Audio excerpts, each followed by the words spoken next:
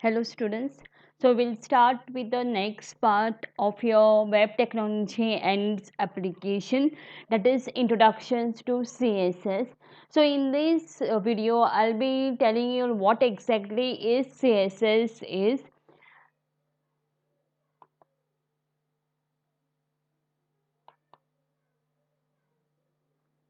Okay. CSS is a W3 standard for describing the appearance of HTML elements. So some of the HTML elements we have already seen in the prior videos that I have made. Okay, so some of the elements, okay, we'll be studying in this video. Another common way to describe CSS function is to say that CSS is used to define the presentations of HTML documents. With CSS we can assign font properties, colors, sizes, borders, background images, and even position elements on the page. So I'll be explaining you some of the CSS elements, okay, with some examples in the coming videos. CSS can be added directly to any HTML elements via the style attribute within the head element, or most commonly in a separate text file that contains only CSS. Now, what are the actual benefits of CSS? The benefits of CSS will be: the first one, improved control over formatting. The degree of formatting control is in CSS is significantly better than that provided in HTML. CSS gives web authors fine grained control over the appearance of their web content. So in this case, CSS is nothing but the cascading style sheets. So over here we'll be having some features to be added to our web pages such that our web page looks better in the appearances. Fine. The second benefits will be improved site maintainability. Websites become significantly more maintainable because all formatting can be centralized into one CSS file or a small handful of them. So in here, over here, all the CSS content can be put in one file itself rather than making many files. Okay, so in one file all the CSS code can be written. This allows you to make site-wide visual modifications by changing a single file. So in case suppose you want to make any changes in the layouts, okay, or in the looks of the web page, you can directly do it inside the CSS file. Improved accessibility. CSS driven sites are more accessible by keeping presentations out of the HTML. Screen readers or other accessibility tools works better, thereby providing a significantly enriched experience for those reliant on accessibility tools. So in case suppose you want to access the files, okay, so in CSS it becomes much more accessible by keeping the presentations out of the HTML. Screen readers and other accessibility tools becomes better. So because of that, these are the benefits of your CSS. The next benefits will be improved page download speed. A site built using a centralized set of CSS file for all presentations will be quicker to download because each individual HTML file will contain less style information and markup and thus be smaller. So because of this, in case suppose you are downloading the CSS file, the downloading time will be lesser. Improved output flexibility. CSS can be used to adapt a page for different output media. This approach to CSS page design is often referred to as responsive design. Now, what is output media is, that is your audios, videos and all. I will be learning in detail with the examples in the coming videos. Next, the CSS. A CSS is nothing but, I've told you all, is cascading style sheet. Document contains one or more style rules. A rule consists of a selector that identifies the HTML element or elements that will be affected, followed by a series of property and a value pair. So each pair is called as the declarations. So in this figure, students, I have shown you all what exactly is declaration is. So for a selector, assume that I am having a property and a value, and for the same selector I'm having another property and a value. So rather than keeping it separately, I can actually put everything, that is the property and the value, which is called as declaration, in one. So the entire thing is called as the declaration block, that is the declaration block. So for one element, in case suppose you want to put more than one property and its value, so you can put inside this declaration block. Similarly, over here, selector, you are having a em. So over here you are having a property, that is color, and the value to that property is red. Similarly, for the paragraph, I'm having margin of 5px 0, 10px 0. So font weight also is mentioned, that is bold, and the font family, that is Arial, okay, Helvetica and sans serif. So in these examples, okay, you are making a declaration box. You are having the property as well as their values. Next, selectors. Every CSS rule begins with a selector. The selector identifies which elements or elements in a HTML document will be affected by the declaration in the rule. The properties as shown in the table below. So for example, I'm having a property type, that is I want to apply it for the font. The property will be what? Either font, font family, font size, font style, font weight or font face. Similarly, as far as text, your letter spacing, line height, text align, text decorations, text intent. For color and the background, that will be background color. Either you want to put a background image, the position, okay, background repeat color. For borders will be what? Border color, border width, border style, top, border top color, border top width, and so on. Similarly, as far as spacing is concerned, you will be having something called as padding, padding left, padding right, top, margin, margin bottom, and so on. The next will be your sizing. Sizing will be what? Height, maximum width, minimum height, minimum width. Layout will be bottom, left, right, top, where exactly you want to place the content. Clear, display, font, etc. Similarly, as far as list will be list style image, list style type. So these are the common CSS properties and their types. Similarly, you are having something called as the values. The each CSS declarations also contains a value for a property. The unit for any given value is dependent upon the property. The method will be over here. That is, use one of the 17 color names, that is CSS3 has 140 standard names. That is, color will be whatever color you want to apply, that is for example red, hot pink, and so on. Similarly, RGB, that is your red, green, blue. So you are having RGB values, you already know, you must be knowing that it starts from 0 to 255, that is the maximum range. So depending upon what exactly you want the color, either if you want red, so it will be 255 comma 0 comma 0. Suppose you want the combinations of red, green, and blue, so you can put the values over here. That is, first one will be for red, next will be for green, and the last one will be for the blue. Similarly, you can put for the hexadecimals. So uses a 6-digit hexadecimal number to describe the red, green, and blue or for each color. So it starts from 0 then till the FF, which is nothing but 255 in decimals. So over here, whenever you are writing down in hexadecimal, students, you always have to put a hash symbol or a pound symbol.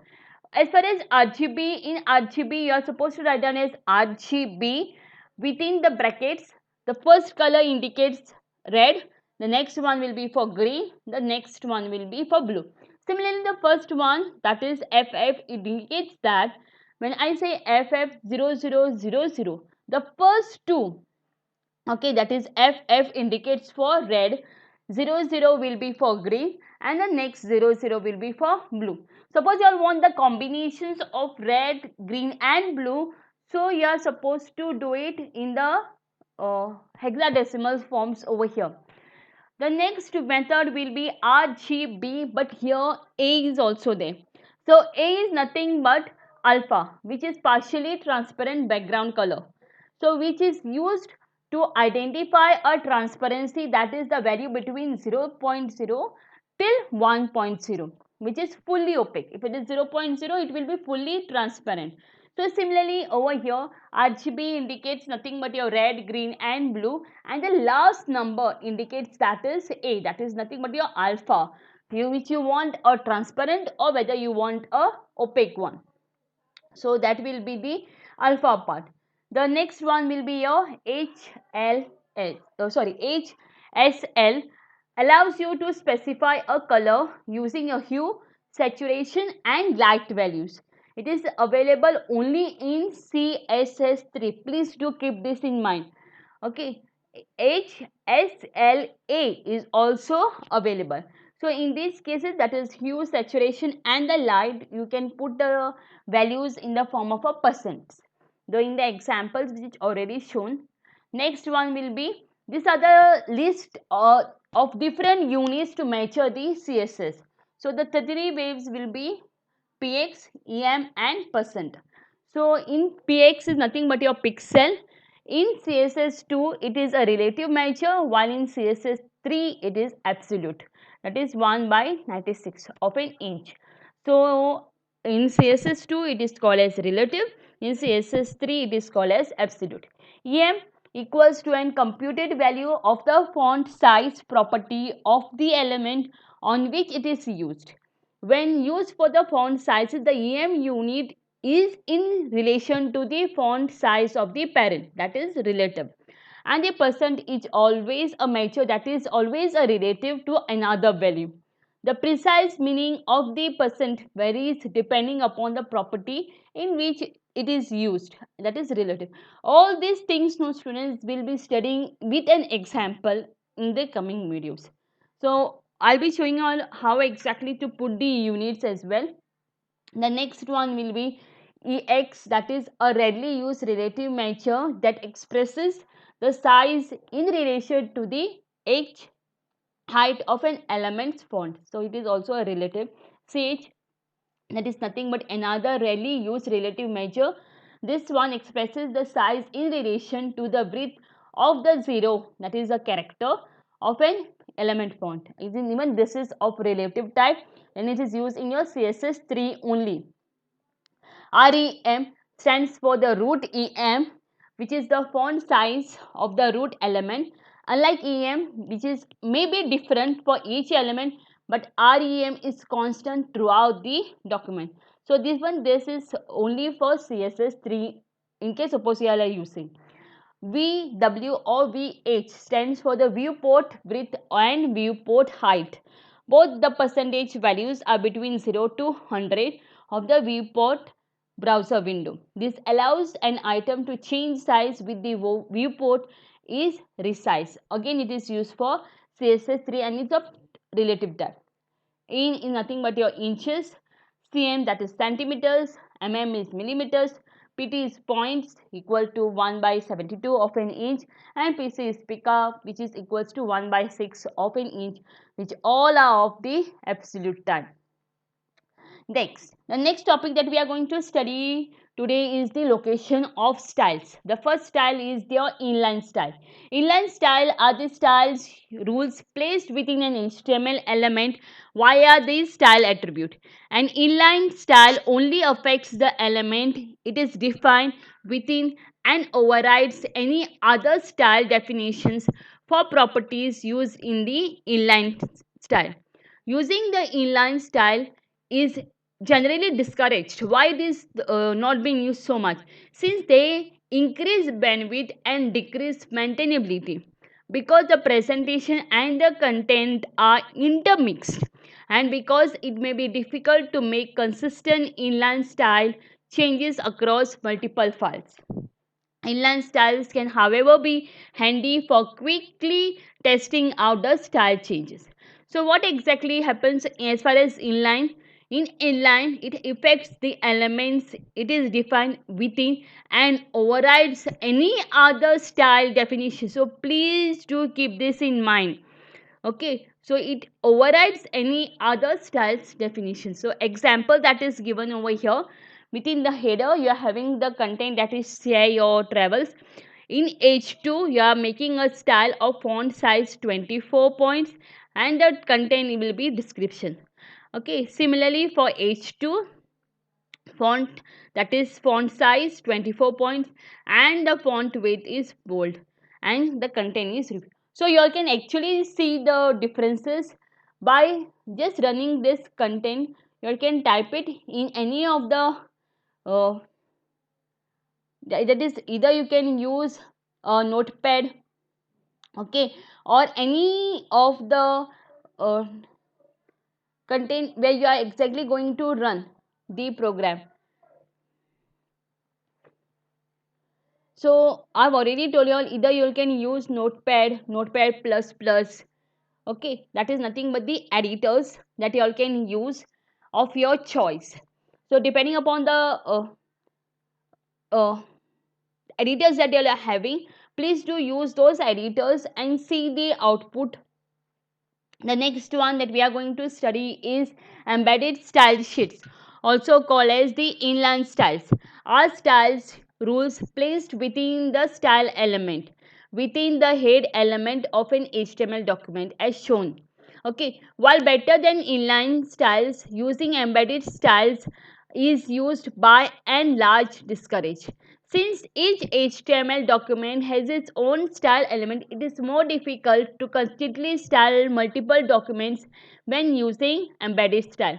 So over here we are having the content that is the style, and within those we are having the element that is H1 and H2.